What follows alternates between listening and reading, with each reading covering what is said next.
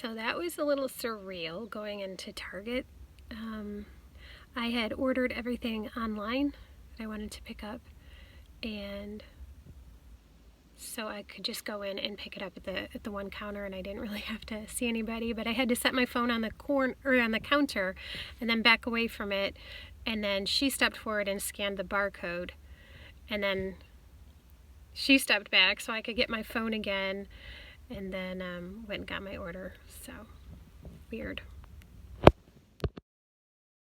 Hey everybody, welcome back. It's Julie the Whippy Chick here, and it is March 30th. I think it's March 30th. I'm starting to lose track of my days because we've been in the house for so long now, and we're still under orders to kind of stay put.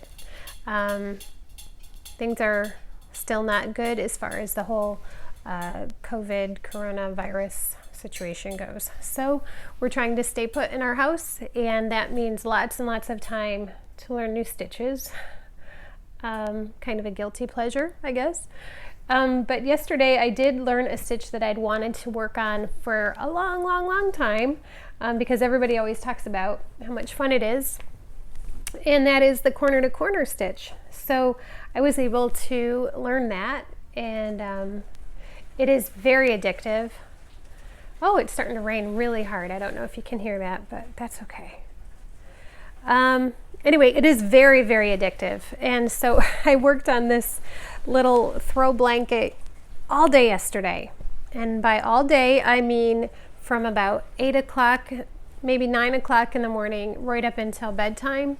I did stop to make a frozen pizza and a sandwich at lunchtime. But other than that, I worked on it all day. And to be honest with you, I love this stitch. I hate the blanket. I hate this red and blue here. But because I've been doing so much crochet, and I don't have a huge stash to begin with. A lot of people have huge stashes, like an entire room full of yarn, and I don't have that. So I'm starting to run out of options as far as colors go. Like literally that's about it. I've got a couple more skeins in my crates, but I don't have a lot of yarn left, so it's getting a little sad. But anyway, if you've never done the corner to corner stitch, I highly recommend it. It's super easy, super addictive, and it goes pretty fast. So yeah, that was fun. That was a neat thing to try to learn. What else? Let's see. I've also been working on this little project here, which was initially supposed to be a blanket with my birthday yarn. I don't know if you saw my birthday shopping video, but my birthday yarn. And I do love all of these colors. My husband said they look like rainbow bright colors, and I think he's right. They sure do. But I love that. So I was going to make a blanket with them.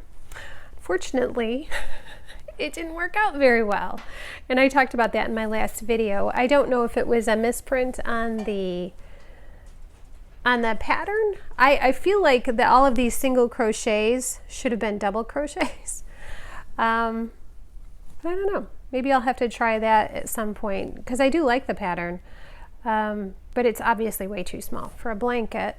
So I decided to turn it into something else, because I love the colors and I did put some work into it. So in the essence of not wasting time, I thought I'd fold it in half and seam it at the top, not at the top, seam it at the bottom and along the side, add a couple of straps and a lining, and make it a summer bag, like a pool bag or a beach bag, where you can just throw in your little towel and your flip-flops and your sunscreen and maybe a book. And the colors I think are perfect for that. So yeah, my little rainbow bright bag. Eventually we'll get there, get that one done. I do have a lot of ends to sew in, and I've never done a tutorial on sewing in ends, so maybe I'll utilize that for a tutorial. So that's it for that project. Pretty much the crochet portion of that is done. Yeah, I'll line it with some fabric using the sewing machine, and I'd like to get some canvas straps, kind of like what's on this little bag here, and sew those on rather than doing crochet straps. If I crochet the straps, I feel like they're going to stretch, and I don't want that. I want them to stay the same size. So I'm going to have to do some shopping for that, though. I'm going to have to do a trip to Joann's or Michael's to see if I can find the right canvas with the right colors. It's not something I want to do online because it's hard to match colors online. They never look quite the same, do they, when they're on the screen? And then when you get them, it's like, oh, I thought this was brighter or darker or lighter. So I'm going to hold off on that. And yeah, I guess that's all I've got this week. For as much time as I've spent crocheting, I haven't really got a lot to show for it. But that's okay. Some projects are tiny stitches and they take longer. So I think that's all I've got for today, though.